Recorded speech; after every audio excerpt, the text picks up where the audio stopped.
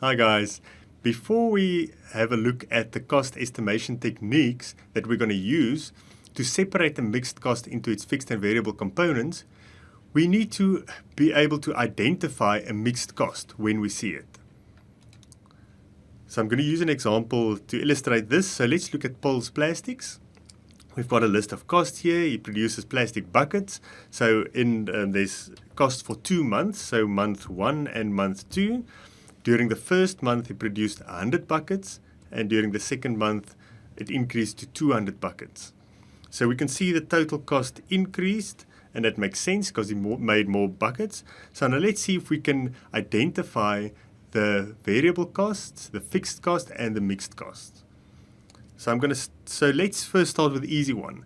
Can we identify the fixed cost in this list of costs?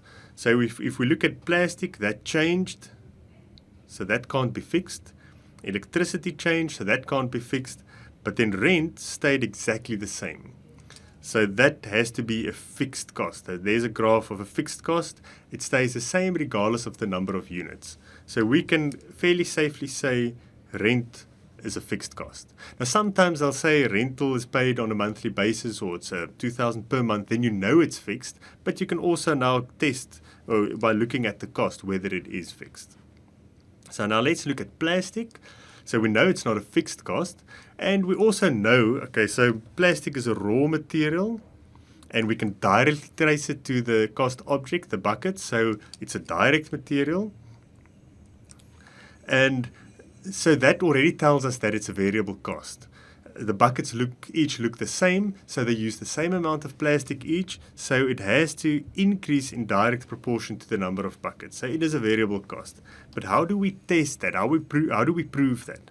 So if we look at the cost for the first month for plastic, this is 1,000, and we divide it by the number of units, that's 100 buckets, we get 10 per unit. Now, if we look at month 2, it cost us 2,000. We made 200 buckets, so that works out at 10 per bucket again. So we can see it's a constant cost per unit. Remember, the variable cost graph, if you look at it on a per unit basis, stays flat. It's fixed per unit. So we now proved that the plastic is a variable cost. It increases in direct proportion to the activity level or the number of units.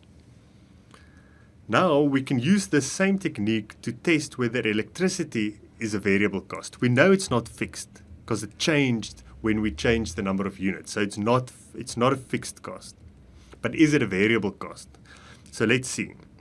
So in month 1, it cost us 300, and that was to produce 100 buckets. So that's 3 per bucket.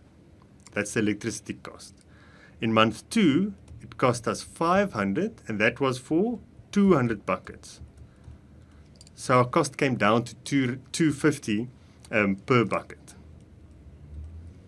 So we know it's not a variable cost since the cost per unit changes when we change the activity level. And that's how we know there has to be a fixed component in it as well. And remember, a fixed cost on a per unit basis, it comes down as you produce more because you divide it by a higher number of units. So that is the effect of the fixed cost. It reduces the cost per unit as we produce more units because we divide it by a greater number of units. So if the cost per unit stays the same when you divide it by the number of units for each month, then it's a variable cost. If it changes, then it's a mixed cost or a semi-variable cost. And then obviously if the cost stays the same overall, the total cost stays the same, then it has to be a fixed cost. And this is going to be critical. We need to be able to identify the mixed cost in order to separate them and then split them into their fixed and variable components before we can apply the cost estimation techniques.